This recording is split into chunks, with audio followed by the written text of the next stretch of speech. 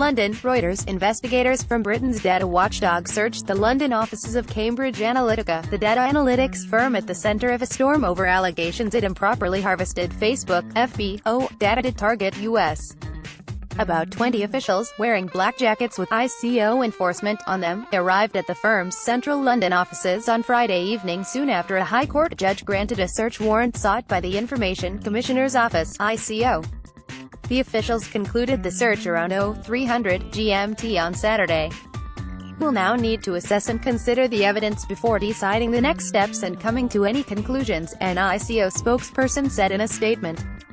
The officials, who were let into the building by security guards, were seen checking books and papers through the windows of the second-floor offices on London's busy New Oxford Street, a Reuters witness said. Elizabeth Denham, head of the ICO, sought the warrant after a whistleblower said Cambridge Analytica had gathered private information of 50 million Facebook users to support Donald Trump's 2016 U.S. presidential campaign. Britain is investigating whether Facebook, the world's largest social media network, did enough to protect data. U.S.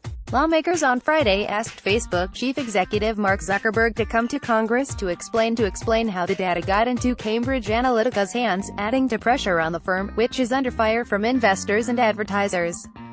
The nameplate of political consultancy, Cambridge Analytica, is seen in central London, Britain, March 21, 2018. Reuters. Henry Nichols separately on Friday, Britain's Guardian newspaper said a former Cambridge Analytica political consultant had accused the company's management of misleading the British public about work it did for a pro-Brexit group before the vote to leave the European Union.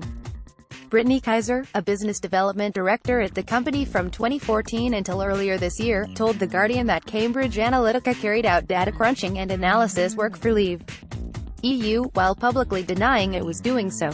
Aaron Banks, a major donor to Leave EU, told the newspaper that Leave EU did not receive any data or work from Cambridge Analytica, although the UK Independence Party, which also campaigned for Brexit, gave the firm some of its data which the firm analysed.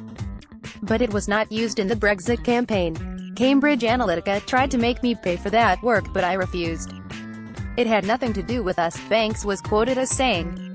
Efforts by the ICO to investigate Cambridge Analytica had hit a snag on Thursday after a judge adjourned its application to search the British consultancy group's office by 24 hours.